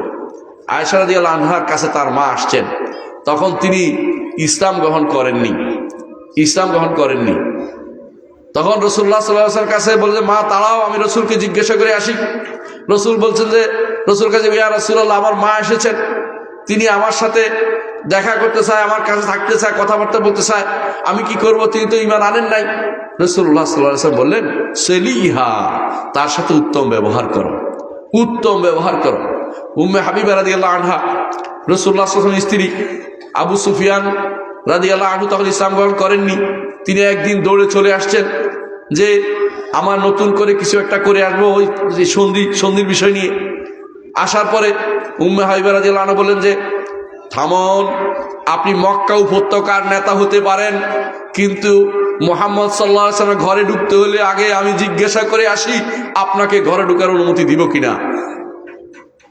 তিনি গিয়ে বসু, ইয়া রাসূলুল্লাহ, আমার বাবা এসেছেন, আবু সুফিয়ান এসেছেন, আমি কি করব? তার সাথে উত্তম ব্যবহার করো। তিনি ঈমান আনেন নাই, তখনও তার সাথে উত্তম ব্যবহারের নির্দেশনা দিয়েছেন। কারণ পিতা মাতা, তিনি কাফের কি মুসলিম এটা বড় কথার চেয়ে এটাও বড় কথা মুসলিম হওয়া, কিন্তু কাফের হলেও তিনি একটা জিনিস পাবেন, তার উত্তম ব্যবহার কিন্তু পাবেন। আজ আমাদের পিতা মাতাদের উত্তম ব্যবহারের মধ্যে এটাও অন্তর্ভুক্ত। কারো পিতা মাতা যদি কোনো শিরকে লিপ্ত থাকে, অনেক সময় আছে নিজের ছেলে ভালো হয়ে গেছে, পিতা মাতা শিরকে লিপ্ত হয়ে গেছে, এমন হতে পারে অনেক সময় বৃদ্ধ বয়সে তাদেরকে ভুল পথে নিয়ে যায় কেউ, তখন তাদেরকে অবশ্যই সুন্দর করে বোঝানোর চেষ্টা করতে হবে। যদি না শুনে, আপনার কিছু করার নেই, আপনার দায়িত্ব আপনি পালন করেছেন। চেষ্টা করে যেতে হবে, তাকে ভয় দেখাবেন, জাহান্নামের ভয় দেখাবেন, এবং বলবেন যে আপনি যদি এই অবস্থায় মারা যান, আমি কিন্তু আপনার খাটিয়া কাঁধে নিতে পারবো না, আমি আপনার জন্য দোয়া করতে পারবো না, আপনার জন্য আপনার উপর আমি সালাত আদায়, আপনার জন্য আমি জানাজার সালাত আদায় করতে পারবো না। কারণ আপনারা জানেন, আপনারা ভালো করে জানেন, জানাজার সালাত যেই ব্যক্তি কুফরি করে, শিরিক করে, তার জন্য জানাজার সালাত আদায় করা যায় না। তার জন্য যে ব্যক্তি সালাত আদায় করে না, ধরেন কোনো সমাজে আছে সালাত আদায় করে না, যদিও ভালো সমাজ, আপনাদের সমাজও অনেকে সালাত আদায় করে, এরকম আছে দুই একজন, আমি দেখছি কোন এলাকায়। আপনি তাকে আগেই বলে রাখবেন, বাবা মরে গেলে কিন্তু আমি তোমার খাটিয়া কাঁধে নিতে পারবো না, তোমার জন্য আমি কোনো দোয়া করতে পারবো না। রাসূলুল্লাহ সাল্লাল্লাহু আলাইহি ওয়াসাল্লাম যে এখন আবু তালেব তার জন্য কি না করেছে, আগলে রেখেছে কাফেররা যেন কোনোদিন তার উপর আক্রমণ করতে না পারে। এমনকি রাসূলের জন্য তিনটা বছর শিহাবে আবি তালেবে বন্দী জীবন কাটিয়েছে। এটা বন্দী জীবন কেন বললাম, আপনার মক্কায় গেলে দেখবেন শিহাবে আবি তালেব কেমনে, দুই পাশে পাহাড়, মাঝখানে খালি জায়গা, এর অর্থ হচ্ছে বের হওয়ার জায়গা নেই। এটার ভিতরে তারা বন্দী করে রাখছে রাসূলকে এবং আবু তালেবকে, কিছু নাই, খাবার দাবার নাই, ভিতরে বাচ্চারা কান্নাকাটি করতো, বাইরে থেকে আবু লাহাব এবং আবু জাহালরা হাসাহাসি করতো, এরা বাইরে ছিল। আবু লাহাব যদিও কোরাইশ ছিল, রসুলের বংশে বনু হাশিম ছিল, তারপর বাইরে ছিল, কারণ কাফেরদের সম্পর্ক রাখতো। কিন্তু আবু তালেব যখন মারা যায়, রসুল বলেন ওয়ারিহে, তাকে ঢাকনা দাও, আমার কিছু করার নেই, কারণ ঈমান নিয়ে কবর যেতে পারে নাই। কেউ যদি ঈমান নিয়ে কবরে না যায়, তার জন্য কোনো দোয়া চলবে না। যে কেউ ঈমান নিয়ে কবর না যাওয়ার মধ্যে এটাও আছে, ধর্ম নিরপেক্ষতাবাদী বিশ্বাসী আছে না, সেকুলারিজমে বিশ্বাসী। এই সমাজের মধ্যেও কিছু লোক আছে, পাওয়া যায়, আমি জানি। যারা এরকম সেকুলারিজমে বিশ্বাসী হয়ে মারা যাবে, তাদের জন্য কোনো দোয়া করা যাবে না, কারণ ঈমান নিয়ে যেতে পারে নাই। সেকুলারিজম, কেউ সোশ্যালিজমে বিশ্বাসী, সমাজতন্ত্রে বিশ্বাসী, সমাজতন্ত্র বিশ্বাসী হলো তার ঈমান নাই, বেঈমান, তার জন্য কোনো দোয়া করা যাবে না, তার জন্য কোনো জানাজা পড়া যাবে না। বুঝছেন তো? দুইটা উদাহরণ দিলাম। ঠিক অন্ধ জাতীয়তাবাদে বিশ্বাসী, অন্ধ জাতীয়তাবাদ এই জন্য, একটা জাতি আমার জাতি হিসেবে পরিচিত থাকতেই পারে, বাঙালি জাতি, কিন্তু আমার জাতির জন্য সবকিছু, জাতির জন্য মরবো, জাতির জন্য জিতবো, এমন কথা বললে এটা কুফরি। এই ব্যক্তি জাতীয়তাবাদও কিন্তু কুফরি হয়ে যায় তখন। এই জন্য যে ব্যক্তি অন্ধ জাতীয়তাবাদ দিকে রাখবে, সেও কিন্তু কুফরি করলো, তার জন্য কোনো রকমের দোয়া আপনার করতে পারবেন না। 4 নম্বরটা আমাদের সংবিধানে 4টে আছে, যেন বললাম। 4 নম্বরটা হচ্ছে কি? গণতন্ত্র। কোত্থেকে নিয়ে আসছেন আপনার? ইউরোপ আমেরিকা থেকে ধার করে আল্লাহ রসুলের নীতির বিরুদ্ধ নীতিটাকে আপনি নিয়ে নিচ্ছেন। আপনার আশেপাশে ভাইস চেয়ারম্যান নিয়োগ হচ্ছে মহিলা, কোন তন্ত্রের ভিত্তিতে নিয়োগ হয়েছে? ওই গণতন্ত্র, এই কুফরি মতবাদের ভিত্তিতে। আপনার আশেপাশে হিন্দুকে আপনি নিয়োগ দিচ্ছেন আপনার প্রতিনিধি হিসাবে। আল্লাহ তাআলা বলছেন, ওয়ালা ইয়াজআলাল্লাহু লিল কাফিরিনা আলাল মুমিনিনা সাবিলা, কাফেররা কোনোদিন ঈমানদারের ভোট পেতে পারে না, অথচ আপনি তাকে নির্বাচন করতেছেন। আপনি তাকে আবার মাঝে মধ্যে আপনার দলের লোক সদস্য হিসাবে ঘোষণাও করছেন। আবার ইসলামের কথাও আপনি বলছেন। আমাদের কিছু বলার নেই, আপনি ইসলামকে আবার নতুন করে পড়ে আসুন। এটা ইসলামের কোনো নীতি হতে পারে না। গণতান্ত্রিক এই নীতিগুলি ইসলামিক নীতি নয়। ইসলাম নিজস্ব স্বয়ং সম্পূর্ণ। মুহাম্মদুর রাসূলুল্লাহ সাল্লাল্লাহু আলাইহি ওয়াসাল্লাম রাষ্ট্রপতি ছিলেন না? ছিলেন কিনা?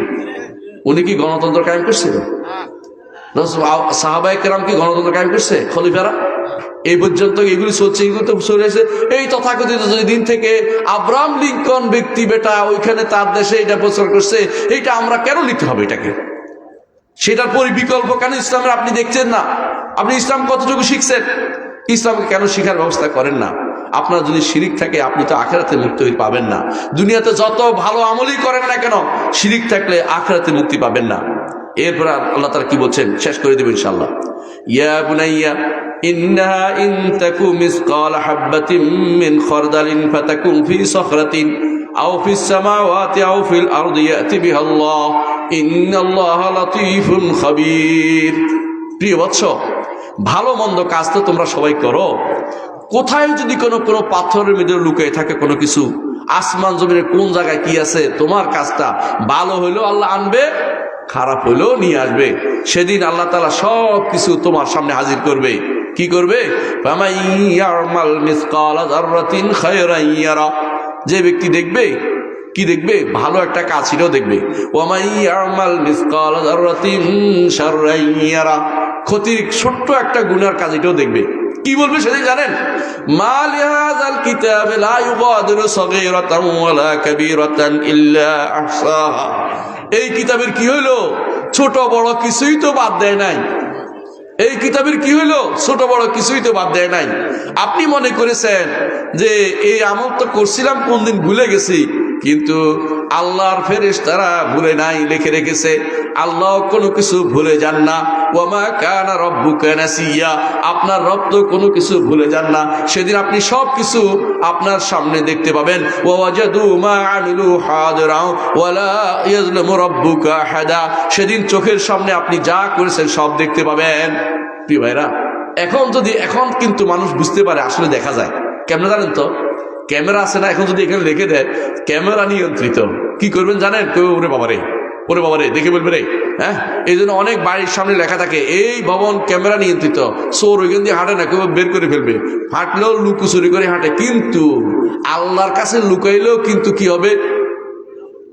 আলা হাইনা ইস্তাগশুনা থিয়াবাহুম ইয়ালামু মা ইউসিররুনা ওয়া মা ইউলিনুন। আল্লাহ বলে সাবধান, কাপড় দিয়ে যতই তুমি তোমার নিজেকে ঢাকো না কেন, তিনি তোমাকে ভালো করে জানে তুমি কে।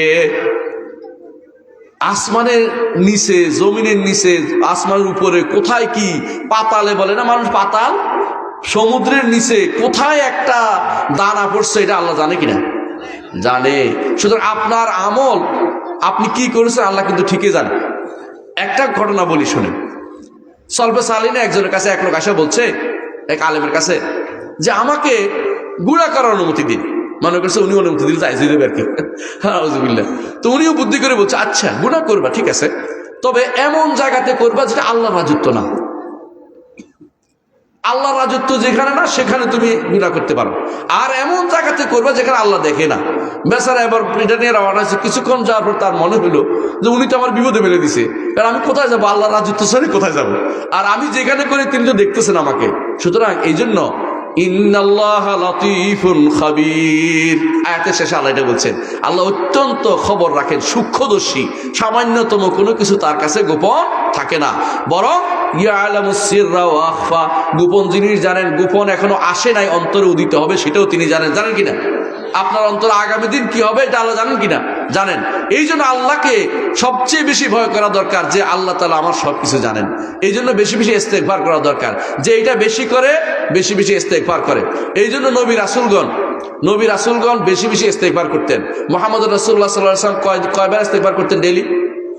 100 বার। কোন মজলিসে তিনি 70 বার সাহাবায়ে কেরাম বলতেন যে আস্তাগফিরুল্লাহ পড়ছেন, মন থেকে আস্তাগফিরুল্লাহ। আবার শুধু আস্তাগফিরুল্লাহ বলে অন্যায় করা নয়। কি করে আস্তাগফিরুল্লাহ জানেন তো? ঘুষ খাচ্ছে। হ্যাঁ, সাব রেজিস্ট্রার অফিসের ঘুষ সবচেয়ে বেশি চলে।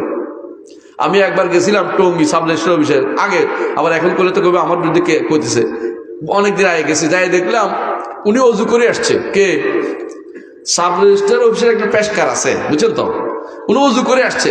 একজনের টাকা নিয়ে আসছে, নিচে রাখে, অজু করে দেখেন না, মানে মনে করছে নিচে রাখলে বুঝি সাইজ হয়ে যাবে, উপরে রাখলে বুঝি হারাম হয়ে যাবে। বুঝলেন কথাটা? কিছু মানুষের আছে এই চিন্তা ভাবনা যে এখন বোধহয় আমি পকেটে নিতেছি না, দূরে রাখতেছি। হ্যাঁ, নিচে রাখেন, অথবা অনলাইনে পাঠাই দিন, হাতে নিলে একটু গুলো হইব, হ্যাঁ, এই আশা বসে আছেন। আল্লাহ কিন্তু সবই দেখেন, আল্লাহ সবই দেখেন, সবই বুঝেন। আপনি কত লুকোবেন, কত চালাকি করবেন, আমার রব কিন্তু সবই জানে। এই জন্য প্রতি মুহূর্ত আমাদের আল্লাহর কাছে তওবা ইস্তেগফার করা দরকার, বেশি বেশি ক্ষমা প্রার্থনা করা দরকার, যে আমার দ্বারা অনেক গুনাহ হয়, এই গুনাহগুলি থেকে বাঁচতে হলে আমাকে শুধু আল্লাহর কাছে ক্ষমা যত চাই থাকবো, তত আল্লাহর কাছে বেশি প্রিয় বান্দা হইতে পারে। নবী রাসূলের প্রিয় বান্দা হয়েছে। এরপরে অর্ডারগুলি শেষ করবো ইনশাআল্লাহ। এই পৃষ্ঠার পর আর পড়াবো না, এই পৃষ্ঠার পর বলবো। ইয়া বুনাইয়া আকিমিস সালাহ, প্রিয় বৎস সালাত কায়েম করো। হ্যাঁ, সালাত কেমনে কায়েম করেন? সালাত কেমনে কায়েম করেন? সালাত কায়েম করে রাসূল যেভাবে দেখিয়ে দিয়েছেন সেভাবে পড়ার নাম হচ্ছে সালাত কায়েম করা। আমাদের দেশে সালাত কায়েম করা মনে করতেছে রাষ্ট্রীয়ভাবে শুধু সালাত কায়েম করা। বিশ্বাস করুন, এই তাফসীর কেউ করে নাই, এই তাফসীর কোনোদিন কেউ করে নাই। রাষ্ট্রীয়ভাবে করা তো ভালো, এটা রাষ্ট্রের দায়িত্বের ভিতরে পড়ে, কিন্তু ব্যক্তি কিভাবে সালাত কায়েম করবে? ব্যক্তি সালাত কায়েম করবে, ব্যক্তি সালাত কায়েম করবে যেভাবে রাসূলুল্লাহ সাল্লাল্লাহু আলাইহি ওয়াসাল্লাম দেখিয়ে দিয়েছেন। ফরজ ওয়াজিব যথাযথ আদায় করে জামাতের সাথে মসজিদে গিয়ে সালাত আদায় করার নাম হচ্ছে সালাত কায়েম করা। বুঝা যাচ্ছে কথাটা? এই প্রত্যেকটি মানুষের কর্তব্য, শুধু রাষ্ট্রের কর্তব্য না। হ্যাঁ, রাষ্ট্রের এটা বড় কর্তব্য, এটা কোনো সন্দেহ নাই। আল্লাযীনা মাক্কান্নাহুম ফিল আরদি আকামুস সালাতা ওয়া আতাউয যাকাতা ওয়া আমারু বিল মা'রুফ ওয়া নাহাউ আনিল মুনকার ওয়ালিল্লাহি আকিবাতুল উমুর। একটি কল্যাণ রাষ্ট্রের চারটা শাসকের চারটা কাজ। এক নম্বর হচ্ছে সালাত কায়েম করা, যাকাত আদায় করা, তারপরে সৎ কাজের আদেশ দেওয়া, অসৎ কাজ থেকে নিষেধ করা। এইটা একটা কল্যাণ রাষ্ট্রের শাসকের প্রধান কাজ, চারটা কাজ। এই কাজগুলি যে শাসকে করবে না, আখিরাতে ধরা খেয়ে যাবে। আল্লাহর কাছে শাসক হয়ে যদি বিপদের কারণ হয়ে দাঁড়াবে যে আমি কাজটি করতে পারি নাই। শাসক বলতে আমি একবার প্রধান উপদেষ্টা বুঝাচ্ছি না ভাই, প্রত্যেকটি মানুষই একজন শাসক, বুঝলেন কিনা? আপনি একজন শাসক, আপনার পরিবারের উপর শাসক রাসূল বলে দিয়েছেন। আপনার পরিবার শাসক না? আপনি আপনার পরিবার শাসক। যিনি উপজেলা চেয়ারম্যান তিনি একজন শাসক, যিনি এলাকার চেয়ারম্যান তিনি একজন শাসক, প্রশাসক বলে এদেরকে। যিনি মেম্বার তিনি একজন শাসক, যিনি ডিসিএসপি তিনিও একজন শাসক। এরাও কিন্তু এদের অধীনে যদি কোনো এগুলি কোনো ক্ষুণ্ণ হয়, আল্লাহর কাছে জবাবদিহি করতে হবে যে আমার অধীনে সালাত কায়েম হয় নাই, যাকাত দেওয়া হয় নাই, সৎ কাজের আদেশ করি নাই, অসৎ কাজের নিষেধ করি নাই, বরং আমি যাত্রা খুলে দিয়েছি, হারামের মাঠ খুলে দিয়েছি, বরং আমি যাত্রা মাঠ পাহারার জন্য পুলিশ নিয়োগ করেছি, ও হারাম করার জন্য, হারাম কাজে পাহারা দেওয়ার জন্য পুলিশ নিয়োগ করেছি। আপনার কিন্তু আখিরাত শূন্য হয়ে যাচ্ছে। আপনি কি এই পথ নিবেন কি নিবেন না আল্লাহর কাছে, আপনি আল্লাহর সাথে জবাবদিহি করবেন, সেটা আপনি এখনই চিন্তা করুন। কারণ রাসূলুল্লাহ সাল্লাল্লাহু আলাইহি ওয়াসাল্লাম বলেছেন ইন্নাহা ইমারা, ইন্নাহা আমানা তাহরুসুন আলাল ইমারা। রাসূল বলছেন তোমরা শাসক হতে চাও, তোমরা শাসক হতে চাও। শাসক হওয়া নিঃসন্দেহে আমানত, আমানত বুঝেন তো, দায়িত্ব পালন করতে হবে আপনাকে। ওয়া ইন্নাহা হাসরাতুন ওয়া নাদামা ইয়াউমাল কিয়ামা, সহিহ মুসলিমের হাদিস। কিয়ামতের দিন আফসোসের কারণ হবে, আফসোসের কারণ হবে সেদিন। আর আমরা শাসক হওয়ার জন্য ব্যস্ত হয়ে পড়ছি। বিশ্বাস করুন, মানুষের হক আদায় করার চেয়ে কঠিন কাজ আর কিছু নাই। মানুষের হক আদায় করছে কঠিন কিছু আর কিছু নাই। রাসূলুল্লাহ সাল্লাল্লাহু আলাইহি ওয়াসাল্লাম বলেছেন বিচারক সেদিন বলবে, হায় যদি আমি দুজনের মধ্যে বিচার না করতাম, হায় যদি আমি দুজনের মধ্যে বিচার না করতাম। কারণ বিচারে হয়তো সে কোনো এক পক্ষ নিয়েছে, সেদিন তার সেটার জন্য জবাবদিহি করতে হবে। এদেশের অনেককে বিচার দিয়ে ফাঁসি দেওয়া হয়েছে, জুলুম করা হয়েছে, সেগুলি মনে করতেছে এমনি পার পেয়ে যাবে। সেই ব্যক্তি যে যাদেরকে জুলুম করে ফাঁসি দিয়েছে, ক্ষতিগ্রস্ত করেছে, এরা কিন্তু আখিরাতে ধরা খেয়ে যাবে। তার তো উচিত ছিল পদ ত্যাগ করা, তার উচিত ছিল পদ ত্যাগ করা। এই সমস্ত পদ থেকে আমি করব না। এমনিতেই শাসক প্রিয়া হওয়া, বিচারক হওয়া আমাদের সংবিধানের যে বিচার আইন, এই আইন অনুসারে বিচারক হওয়া কারোর জন্য বৈধ নয়। কারণ এটার মধ্যে আল্লাহ বিরোধী আইন, আল্লাহ তাআলার নীতির বিরুদ্ধ কথা। আল্লাহ বলছে একটা, ওরা বলে আরেকটা। হ্যাঁ, ওদের কাছে আইনের দৃষ্টিতে ছেলে মেয়ে অবৈধ কর্ম করছে, এটা বেবিচার না। বেবিচার হচ্ছে যদি তাদের মধ্যে মনের মিলন হয় নাই, তখনও বেবিচার হবে। নাউযুবিল্লাহ। কারবার দেখছেন কত কত কত মারাত্মক কথা। এইটা যদি কেউ বিচার করে তার ইমান থাকবে? আমি আর কিছু বললাম না, একটা কথাই বললাম শুধুমাত্র।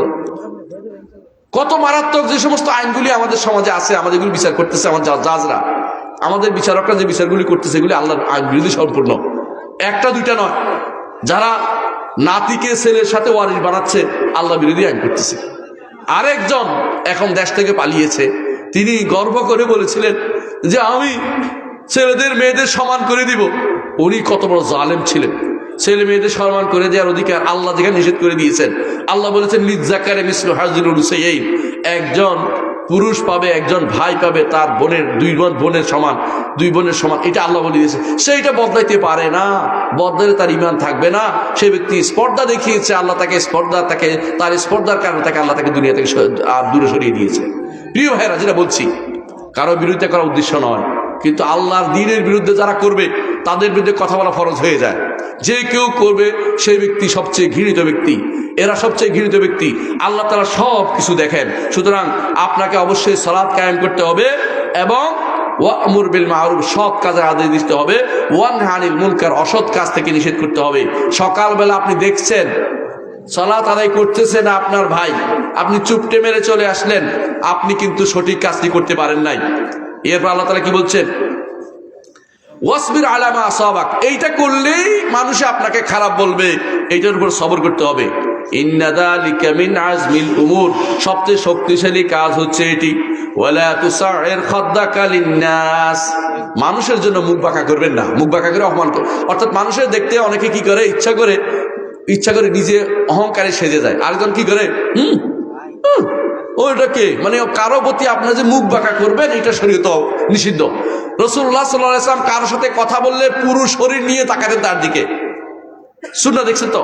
আর আপনি যদি কোনো মুখ বাঁকা হইয়া কথা বলেন, অহংকারে ফেটে পড়েন, আপনাকে আল্লাহ পছন্দ করবেন না, আপনি সবচেয়ে ঘৃণিত ব্যক্তির মধ্যে অন্তর্ভুক্ত হবেন। কারণ ইন্নাল্লাহা লা ইউহিব্বু কুল্লা মুখতালিন ফাখুর, আল্লাহ অহংকারীকে ভালোবাসেন না। আর কি বলেছেন? ওয়ালা তামশি ফিল আরদি মারাহা, জমিনের বুকে অহংকারে ভাবে চলাফেরা করো না। জমিনের বুকে চলতে হলে কিরকম? আল্লাহ তাআলা বলেন ওয়া ইবাদুর রহমানিল্লাযীনা ইয়ামশুনা আলাল আরদি হাওনা, আল্লাহর বান্দারা জমিনের বুকে কি করে? অত্যন্ত নম্রভাবে চলাফেরা করে। কারণ ইন্নাকা লান তাখরিকাল আরদা ওয়া লান তাবলুগাল জিবালা তুলা, তুমি পাহাড়ের মতো উঁচু হইতে পারবে না। 1 ইঞ্চি বাড়াতে পারবে শরীর? 1 ইঞ্চি? আমার একজন বলতেছে, ইস 1 ইঞ্চি হলে আমি সেনাবাহিনীতে চান্স পেয়ে যেতাম। 1 ইঞ্চি বাড়াইতে পারবে সে? 1 ইঞ্চি বাড়াইতে পারবে না। বুঝেন না কথাটা? ওয়ালান তাবলুগাল জিবালা তুলা, পাহাড়ের মতো উঁচু হইতে পারবে না, আর জমিনকে ফাড়াইয়ে জমিনের ভিতরে আপনি ছিদ্র করে ফেলতে পারবেন না। অর্থ কিছু দিয়ে করবেন, হ্যাঁ মেশিন টেশিন দিয়ে করতে পারবেন, কিন্তু নিজে এত বড় ক্ষমতার অধিকার কিছু করে ফেলবেন, তাহলে আপনি যতটুকু আছেন অতটুকুই। পেটের ভিতরে দুনিয়ার ময়লা নিয়ে এত অহংকার আপনার জন্য সাজে না। দুনিয়ার বুকে বিনয় হয়ে চলুন, যে কোনো সময় আল্লাহ আপনাকে দুনিয়া থেকে নিয়ে যেতে পারে। সেই জন্য প্রস্তুত থাকুন, সর্ব অবস্থায় প্রস্তুত থাকুন যে আল্লাহর দরবার থেকে এসেছি, আবার তার কাছে যেতে হবে। হেদায়েতের পথ অনুসরণ করলে জান্নাতে যাওয়ার পথ আমার জন্য সুগম হবে। আল্লাহ আমাকে আপনাদেরকে যেন হেদায়েতের পথে রাখেন, এই দোয়া করছি আল্লাহর কাছে, এবং আল্লাহর কাছে দোয়া করি আল্লাহ আমাদের সমস্ত আমল কবুল করুন। আমাদেরকে এত রাত পর্যন্ত এখানে বসে দাঁড়িয়ে আছেন আমার জন্য ভালোবেসে, এই ভালোবাসার প্রতিদান হিসেবে আরশের নিচে যেন আল্লাহ আমাদের ছায়া দেয়, এবং আল্লাহ আমাদের যেন জান্নাতে উঁচু তবাকাগুলি দান করে এসে দোয়া করছি। ওয়া আখিরু দাওয়ানা আলহামদুলিল্লাহি রাব্বিল আলামিন। আসসালামু আলাইকুম ওয়া রাহমাতুল্লাহি ওয়া বারাকাতুহু। ও কিছু প্রশ্ন আছে, যাই না প্রশ্নগুলি শুনে যান, ঠিক আছে? খাদিজা রাদিয়াল্লাহু আনহা রাসূলুল্লাহ সাল্লাল্লাহু আলাইহি ওয়াসাল্লাম বিবাহের সময় বয়স কত? 40 নাকি 27 বছর? এটা শুদ্ধ, 27 বছর শুদ্ধ। আমাদের সমাজে প্রচলিত 40, এটা শুদ্ধ না। রিয়া থেকে অন্তরকে কিভাবে হেফাজত করা যায়? সবচেয়ে হেফাজত করার মূল কারণ হচ্ছে একটাই, করবেন যে রিয়ার প্রতি গুরুত্ব দিবেন না। অনেকে রিয়ার কারণে আমল ছেড়ে দেয়, এটা করবেন না। রিয়া হোক, করবো আমি আল্লাহর জন্য করতেছি, 1 দিন 2 দিন 3 দিনের পরে রিয়া পালাই যাবে। যদি আপনি রিয়ার কারণে আমল ছাড়ে দেন, রিয়া সুযোগ পেয়ে যাবে, শয়তান কবে যায় বারবার এটা উঠাই দেয়। এই জন্য যখনই এটা আসবে তখন আচ্ছা রিয়া যা হোক আমি আল্লাহর জন্য করতেছি। রিয়া মানুষ দেখলে কিছু আসে না, মানুষের কাছে আমার কোনো প্রতিদান নাই, এটা চিন্তা ভাবনা করবেন জি ইনশাআল্লাহ। দ্বিতীয়, অনেক সময় ইমামের সালাতে দ্রুততার কারণে দোয়া পরিপূর্ণ শেষ করা যায় না, এক্ষেত্রে করণীয় কি? এক্ষেত্রে আসলে ইমামকে নসিহত করবেন, না মানলে আপনার সালাত হয়ে যাবে। তিনি হয়তো একটু কসুর করলেন, তাকে বুঝিয়ে বলবেন যে আমরা একটু দোয়া করতে চাই, আপনি আরেকটু সময় নিন, সুন্দর করে বুঝিয়ে বলবেন, আশা করি তিনিও দোয়া করবেন।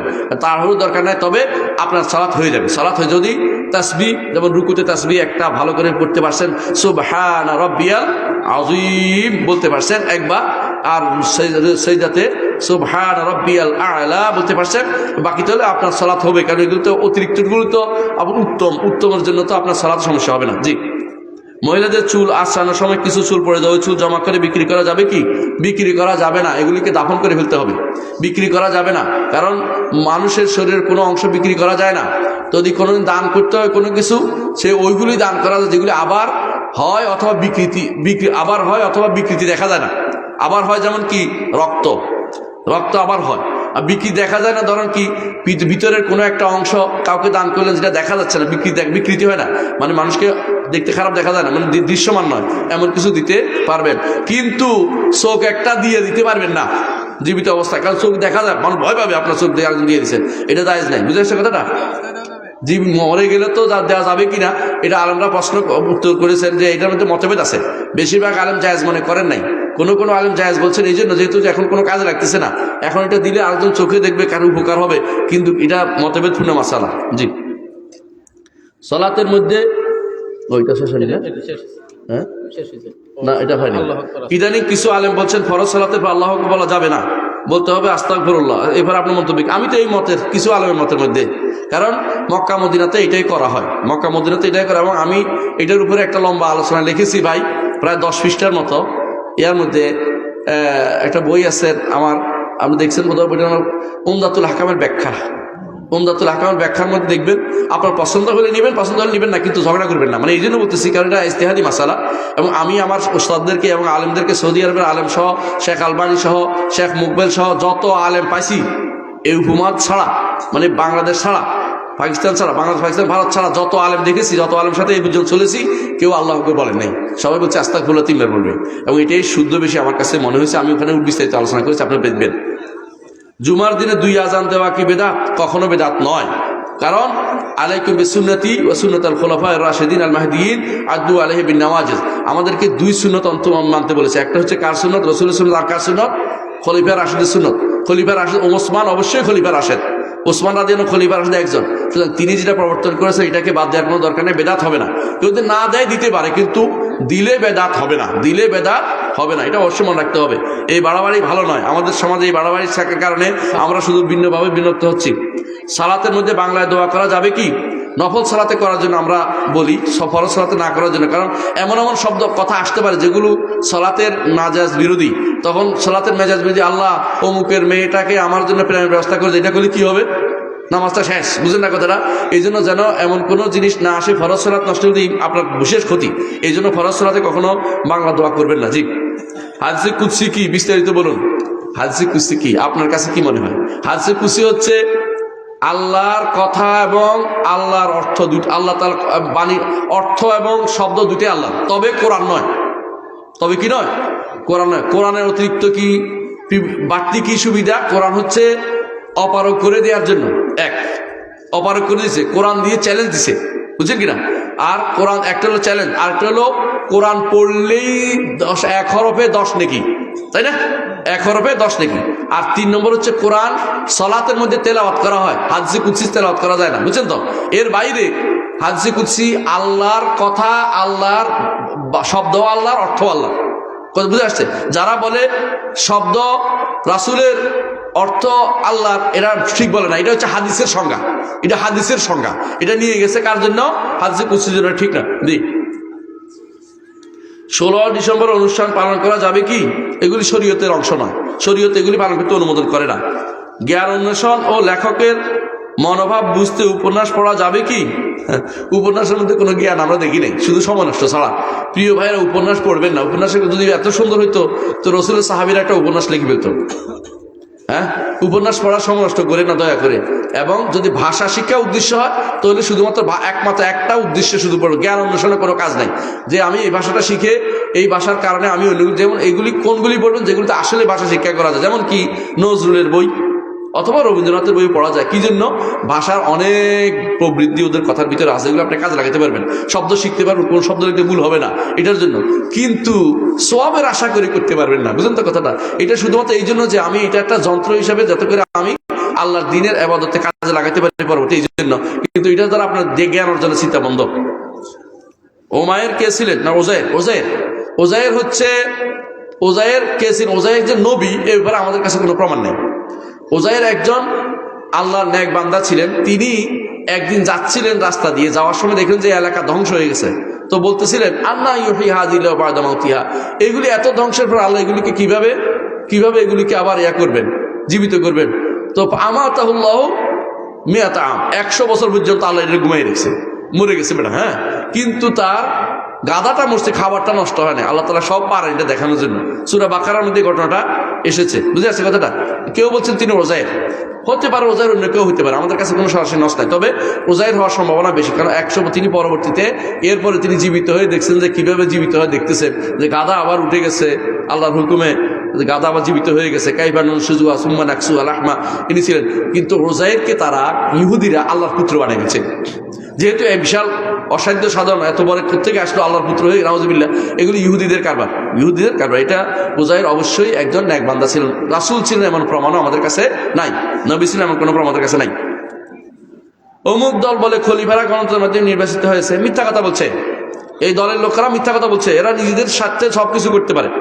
বিশেষ করে আলী ও মুআবিয়া রাদিয়াল্লাহু আনহু একটু বুঝিয়ে বলবেন, মিথ্যা কথা। আপনারা জানেন যে মুআবিয়া রাদিয়াল্লাহু আনহু, আলী রাদিয়াল্লাহু আনহুর নির্বাচন কেমনে হয়েছে জানেন? ওনার তো নির্বাচন হয় না, কি করছে? জোর করে ওনাকে বাগিরা ধরে, বাগিরা বুঝছেন তো, যারা ওসমান রাদিয়াল্লাহু হত্যা করছে, ওরা ধরে বলছে আপনি হয় আল্লাহ কবুল বলুন, আমার ভিলের মতো অবস্থা, আপনি হয় নিবেন, বায়াত নিবেন, নইলে আমরা কিন্তু আপনাকে কিছু একটা করব। উনি তাড়াতাড়ি করে চিন্তা ভাবনা করছেন যে উম্মতে মুসলিমের অবস্থা খুব খারাপ, এখন যদি কোনো আমি ছেড়ে দেই তো ও মুক্তমুখ হইবে। ও মুক্তমুখ হওয়ার চেয়ে আমি তো আগেও রসুলের পছন্দের ব্যক্তি ছিলাম, এই জন্য তিনি খেলাফত নিয়েছেন। এখানে নামগন্ধও নাই আলী রাদিয়াল্লাহু আনহুর, এখানে ওই পরামর্শ সবার সুযোগ পায় নাই কেউ, বুঝলেন কথাটা? যারা কয়জন ছিল তারাই শুধুমাত্র সেটা নিয়েছে। আর মুআবিয়া রাদিয়াল্লাহু আনহুর সময় উম্মতে মুসলিম সব একমত হয়ে গেছে, কোথাও কোনো ভোট হয় নাই, বিরোধী হয়নি। এর অর্থ অটোমেটিকলি যেটা রাসূলুল্লাহ সাল্লাল্লাহু আলাইহি ওয়াসাল্লামের সময় যেটা হয়েছিল, রসুল যে মদিনার শাসক ছিলেন, তার কি কোনো ভোট হয়েছিল? সবাই মেনে নিয়েছেন, মুআবিয়া রাদিয়াল্লাহু আনহুকে সবাই মেনে নিয়েছেন। হাসান ইবনে আলী রাদিয়াল্লাহু যখন বললেন যে আমি আমার খেলাফতের দাবি ত্যাগ করলাম, সবাই তখন মুআবিয়া রাদিয়াল্লাহুকে মেনে নিয়েছেন। এটা আবার এটার মধ্যে ভোটের কি হলো রে ভাই? এটা গণতন্ত্রের কি হলো? এগুলি হচ্ছে যার পরাণে যেটা লাভ দিয়ে ওঠে ওইটা নাকি বলে, মানে মনের ভিতরে একটা আছে, এখন আমি যেটা দেখি এটাই শুধুমাত্র রাজনীতি দেখতেছি। আউযুবিল্লাহ। শিরিক নেই। আমি একজন পশু ডাক্তার, গবাদি পশু যখন গরম হয় তখন খামারি আমাকে ফোন দেন তাদের পশুকে ফাল দেওয়ার জন্য, এবং খামারি আমাকে বলে আমার পশুকে বকন বা ষাঁড় বাছুর দিবেন। আমি তাদের বলি এটা চাওয়া শিরিক। কিছু অনেকেই বুঝতে চায় না, তা মেনে নেয় না, এতে আমার করণীয় কি? আপনি বলবেন, আপনি বললে তো হলো, আপনার দায়িত্ব তো বলা বুঝলো, আপনি তো আর শাসক না। হ্যাঁ, আপনি যদি বলার কারণে তাকে শাস্তি দিবেন, আপনি অবশ্যই বলবেন, আপনার দায়িত্ব যে আপনার বাছুর কি কোনটা হবে আল্লাহ তাআলা জানেন, আমি এগুলি কোনোদিনই আমরা নির্ধারণ করে দিব না। আপনি এবারে আপনারা এগুলি বলবেন না, বারবার বলবেন, মানুষকে জানাবেন, প্রয়োজনে ক্যাম্পিং করবেন। আপনার তো সুযোগ আছে ক্যাম্পিং করার, আপনার এখানে ওরা নিয়ে আসে, শুধু ক্যাম্পিং করলে আপনি অবশ্যই তাদেরকে বলবেন যে কোনটা হবে আমি জানি না, আমি এটা বলতে পারবো না, তবে আমি আপনার এই আল্লাহর কাছে দোয়া করেন, আল্লাহ যেন আপনার এটাতে বলবেন, কারণ এটা আপনি নির্ধারণ করার দায়িত্বের ভিতরে পড়ে না, এবং অবশ্যই এটা শিরকের ভিতরে পড়বে। তো আজকের মতো এখানে শেষ। সুবহানাকাল্লাহু ওয়া বিহামদিকা আশহাদু আল্লা ইলাহা ইল্লা আনতা আস্তাগফিরুকা ওয়া আতুবু ইলাইক।